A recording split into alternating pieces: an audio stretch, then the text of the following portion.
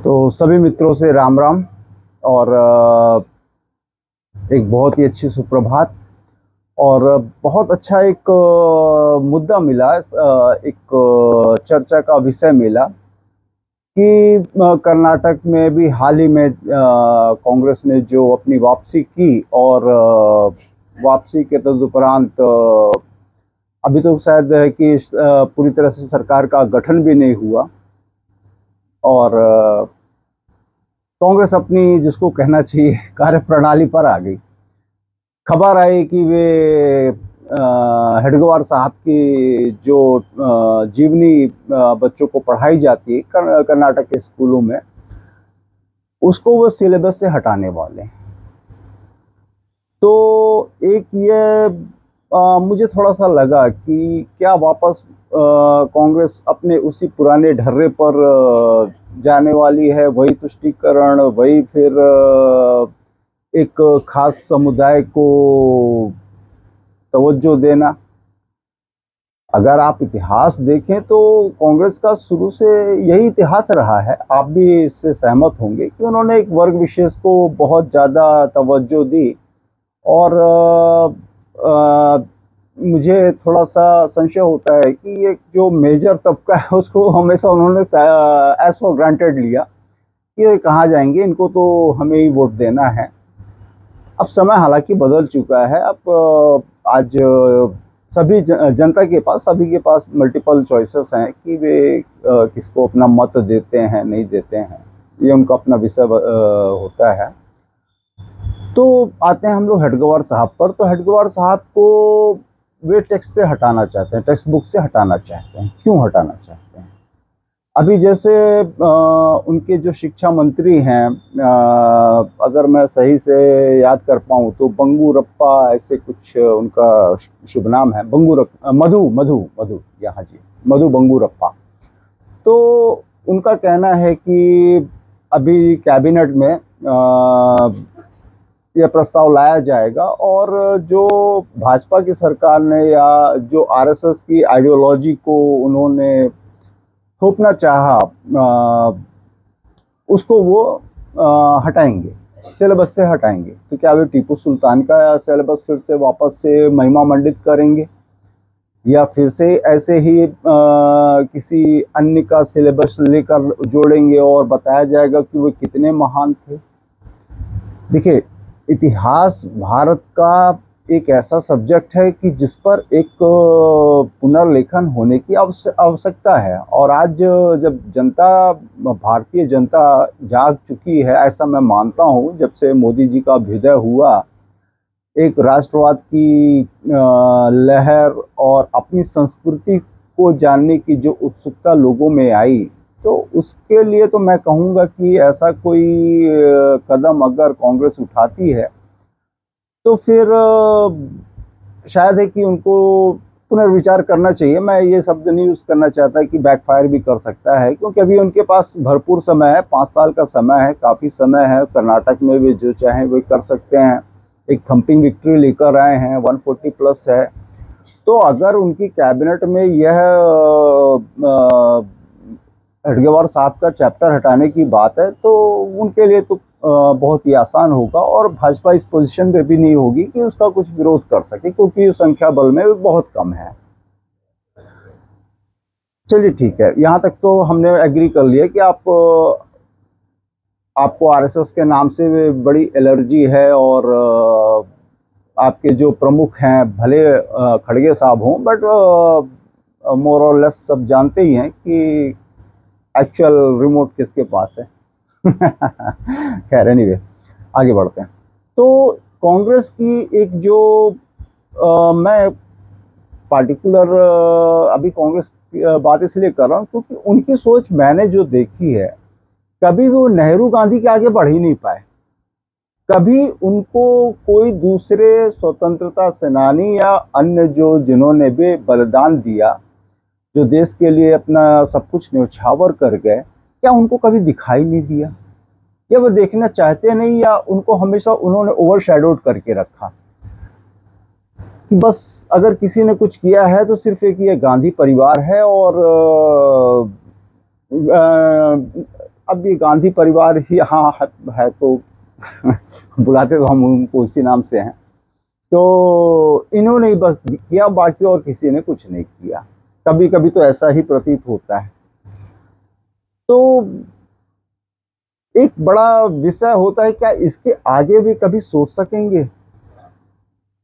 बहुत से ऐसे अनसंग हीरोज हैं हिस्ट्री में, अभी भी मैं उनको कहता हूं कि अनसंग हिस्ट्री हीरोज हैं हिस्ट्री में, जिनको कि बहुत दे वर ओवरशैडोड। और आज मैं मोदी सरकार साहब से, मोदी जी से, और जो शिक्षा मानव संसाधन और शिक्षा विभाग है, मैं उनसे मैं रिक्वेस्ट करूंगा इसके माध्यम से कि साहब हमारी जो सही हिस्ट्री है वो हमको बताई जाए, पढ़ाई जाए। जब मैं अपने स्कूल डेज में, अपने स्कूलिंग के समय पे मैंने पढ़ा है, तो अकबर महान बताया गया मुझे, और महाराणा प्रताप कहाँ थे और कैसे थे वो शायद ही सिर्फ एक किसी कविता में मैंने पढ़ी थी, वो भी अब याद नहीं है, बट अकबर महान है ये याद है।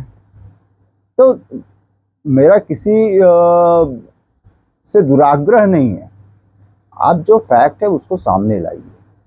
और ये बाकी दूसरे हीरोज, क्या हेडगेवार साहब का सिलेबस हटाने से आपका जो दूसरे आप जिनको आप हाईलाइट्स करना चाहते हैं, मैं नाम नहीं लेना चाहता, वे और महान हो जाएंगे? आप क्या मैसेज देना चाहते हैं?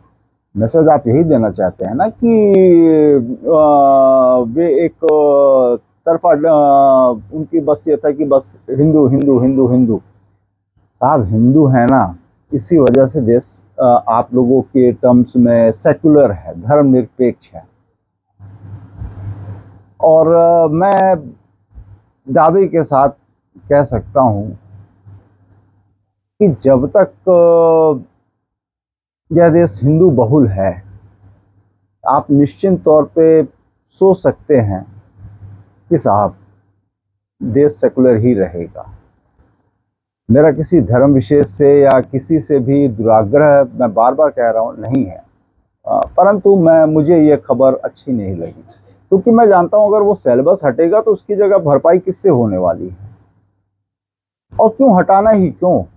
क्या एक जो जिन्होंने अपना जीवन for the cause of India अगर जिन्होंने समर्पित किया, उनको सिलेबस से हटाना कहाँ तक उचित है? आज आपके मुख्यमंत्री, उप मुख्यमंत्री डी.के. शिव कुमार उज्जैन में महाकालेश्वर के दर्शन कर रहे हैं, महादेव के दर्शन कर रहे हैं, और साथ में मैंने कुछ फोटोज भी देखी थी। अब कितना कुछ एक लोग ऐसे थे जो नाम तो उनका हिंदू उसका, but they are crypto Christians, ऐसा है हियर्ड है ना, जैसे मैंने सुना है कि वो क्रिप्टो क्रिश्चियन है, बट नाम उन्होंने अपना हिंदू वाला ही चला रखा है। तो एक प्रश्न चिन्ह जरूर लगता है, और मैं चाहूँगा कि कर्नाटक सरकार इस पर पुनर्विचार करे कि किसी को सिलेबस से हटाकर, और आप अपनी, अगर आरएसएस की आइडियोलॉजी भाजपा थोप रही थी तो कहीं ना कहीं आपने भी तो साफ थोपी। कुछ एक अभी मैंने उदाहरण भी दिया कि वो तो महान था, मगर हमारे वो जो हीरो हैं, जो जब मैं चाहे उदयपुर जाऊं या जोधपुर जाऊं, जयपुर जाऊं, तो उन राजपूत हीरोज का, जिनका पूरी दुनिया ने लोहा माना, वे कहाँ हैं इतिहास में? और अगर हैं तो कितना स्पेस दिया गया? तो ये एक हेडगेवार साहब को आप अगर हटा रहे हैं तो एक तो झांकी है साहब, सवाल बहुत हैं। हमें हमारी सही से हमारी हिस्ट्री बताई जाए, पढ़ाई जाए,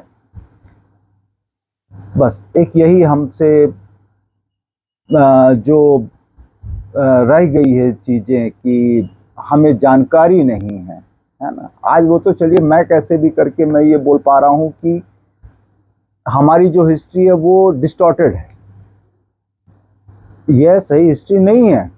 क्योंकि मैं जब अपने बच्चों की बुक्स उठाकर देखता हूँ तो उसमें चोल्स का कहीं पता नहीं है, उसमें चंद्रगुप्त का मतलब है, नाम दिया गया है, वो जैसे हम आटे में नमक डालते हैं उस प्रकार से उनको जगह दी गई है।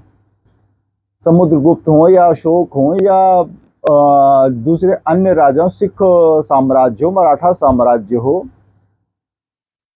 तो साहब कहीं ना कहीं ज़रूरत है कि एक बार इतिहास का पुनरावलोकन हो। और वे अदर देन, देखिए मैं किसी परिवार विशेष से मेरे को तकलीफ नहीं है, मैं बार बार कहता हूँ, मगर सिर्फ एक वो ही परिवार नहीं है, ना ही वे ही एकमात्र इस स्वाधीनता आंदोलन के और आज जो भारत की डेवलपमेंट है, प्रगति है, उसके लिए एक में वो रीजन ब्रह्मांड सारा उनमें समाहित नहीं है।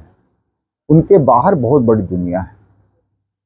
मेरा बस आपसे यही आग्रह है कि आप पुनर्विचार करें कि क्या ये उचित होगा। बस आज के लिए, अभी के लिए इतना ही। फिर मिलेंगे। जय हिंद, जय भारत, जय श्री राम।